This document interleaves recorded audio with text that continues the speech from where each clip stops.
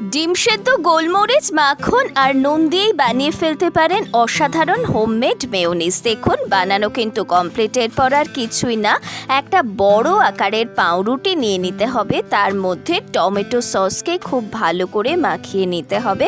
আমার কাছে অন্য কোনো সস ছিল না, তাই টমেটো সস দিয়েছি। খেতে কিন্তু ভীষণ ভালো হয়েছিল। আর ওই হোমমেড মেয়োনিজ 1 চামচের মতো নিয়ে নিয়েছি, ভালো করে মাখিয়ে তারপরে শসা, পেঁয়াজ, টমেটো দিয়ে দিয়েছি। তারপরে আর একটা পাউরুটি নিয়ে নিয়েছি এবং তাতেও ওই মেয়োনিজটা ভালো করে মাখিয়ে নিয়েছি।